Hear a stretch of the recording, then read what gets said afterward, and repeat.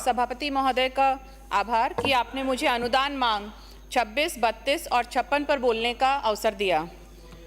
बालिका अहम बालिका, नवयुग जनिता अहम बालिका, नाहम बला दुर्बला, आदिशक्ति अहम्बिका। अर्थात मैं एक लड़की हूँ, आधुनिक समय की लड़की हूँ। मैं कमज़ोर या शक्तिहीन नहीं हूँ, मैं अंबिका हूँ, मैं ही आदिशक्ति हूँ।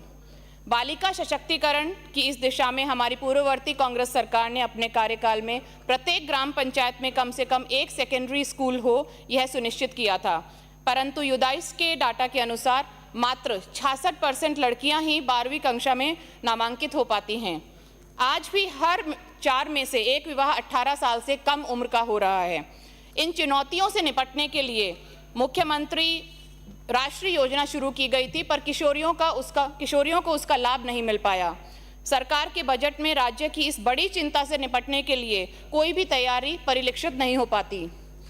महिलाओं के साथ हिंसा की घटनाओं में भी निरंतर वृद्धि हो रही है।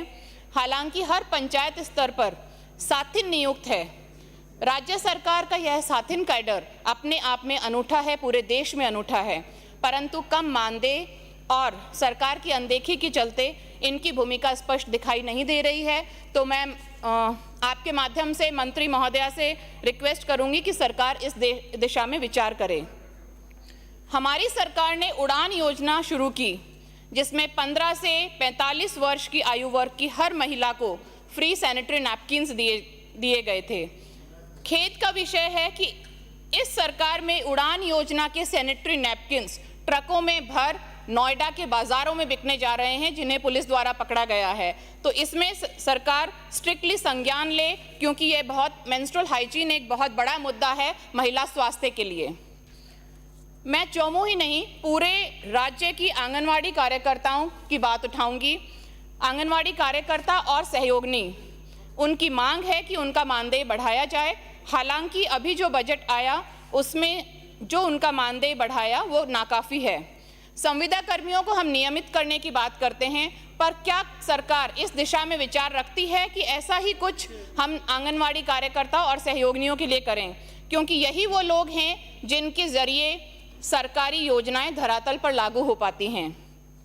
स्कूलों में एमडीएम में कुक कम हेल्पर जो एक दिन में 50 से 75 बच्चों का खाना बनाती हैं, उनका मानदेय मात्र 2143 रुपये प्रति माह है। सरकार इसे भी बढ़ाने पर अपना विचार करे। अगर हम युवा खेल मामलों की बात करें तो राजस्थान की कांग्रेस सरकार, पूर्ववर्ती कांग्रेस सरकार ने इस तरह से काम किए कि युवा शिक्षा, रोजगार और खेल तीनों में ही आगे बढ़ सकें और उनका सर्वांगीण विकास हो।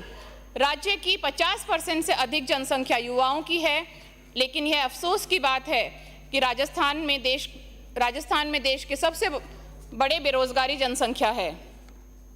हमारी पूर्ववर्ती सरकार ने बेरोजगारी को दूर करने के लिए सरकारी और निजी क्षेत्र दोनों में प्रयास किए।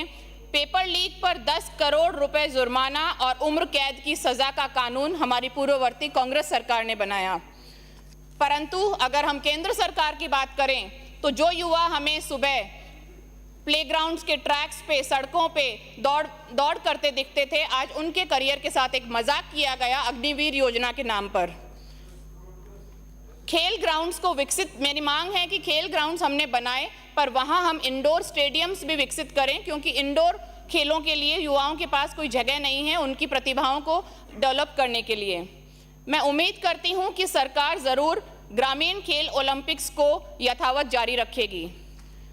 युवाओं के साथ ही हम इंडस्ट्रीज़ की बात करें, रिको की बात करें, तो चौमू के साथ ही शायद सारे राजस्थान में यही स्थिति है कि जो इंडस्ट्रियलिस्ट हैं वो स्थानीय लोगों को रोजगार देने में इंटरेस्टेड नहीं रहते। एयर, वाटर और हर तरह का प्रदूषण स्थानीय लोग सहन करते हैं, पर उन्हें रोजगार वहाँ नहीं मिल पाता।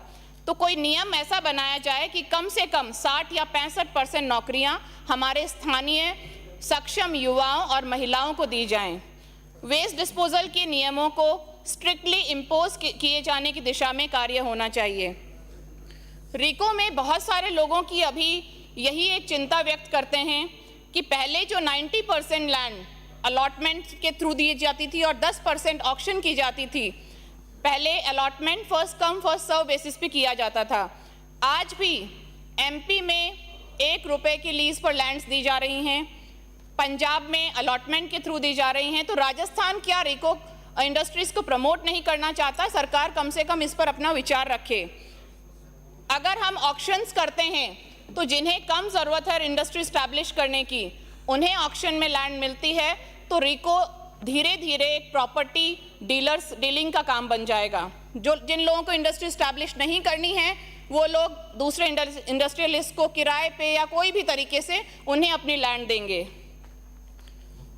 रिको एक बहुत बड़ा डिपार्टमेंट है और मेरे ख्याल से सरकार के लिए यह एक कमाई का साधन नहीं है, क्योंकि 90% जो इनके पास लैंड होती है डिपार्टमेंट के पास, वो तो गौचर या सेवायक जमीन होती है। तो हमारा ध्येय होना चाहिए कि हम इंडस्ट्रीज को प्रमोट करें, इन्वेस्टमेंट को प्रमोट करें।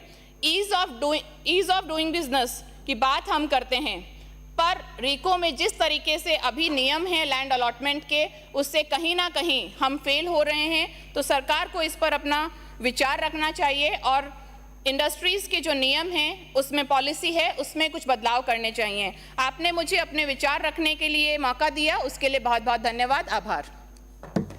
जी।